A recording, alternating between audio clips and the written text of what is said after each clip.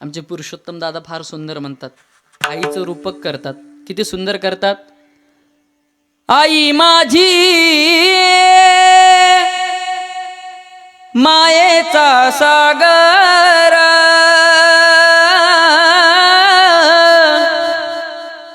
दिला तिने